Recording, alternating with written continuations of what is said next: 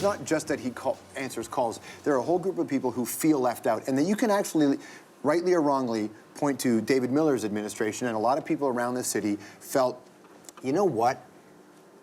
That city's been electing a certain kind of person for a long time who doesn't understand my relationship. And I grew up in the neighborhood Rob represents, and so I know how, especially not just immigrants, because there's people who've been there for generations, feel completely disconnected from city council. And so that maybe if Ford is the only person that they go, well, maybe there's a part of that guy that understands who we are. I think there's two parts of that. One is politicians being in a different world. Rob Ford really was on the ground.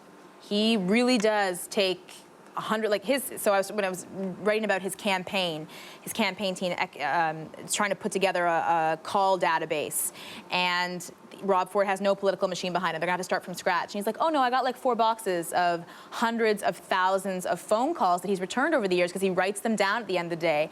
So he really does call all those people back, and they feel that they have an ally, like they're friends with Rob Ford. That's so empowering, and that's a real lesson for other politicians, that they need to start being more active with people on the ground, not just the BIAs in their community.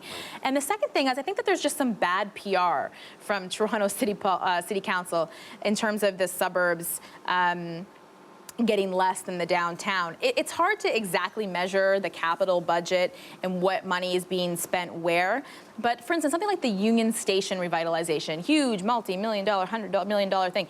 Do people living at Richmond and Spadina need the Union Station renovation? No, it's people from the outside commuting downtown and then disseminating to work. But that's viewed as like this huge project for old Toronto. And they're just, they need to, as journalists, need to do a better job of telling people what we do. City Hall needs to do a better job of saying, hey, Etobicoke, this is what you're getting. Leaf collection in Etobicoke. I'm from the country. I laugh all the time at people in Toronto talking about we're conservative, and like, you come pick up our leaves at the end of the street, or people in Scarborough being like, can you just make sure that the cliffs don't erode because my house is falling off the cliff? Like, I live on the water as well, and we have to pay for my working class family has to pay for a seawall to push the mud back up so our house doesn't fall off the cliff. The government's not doing that for us. But so Toronto residents get all of these perks, and we need to do a better job of explaining to them.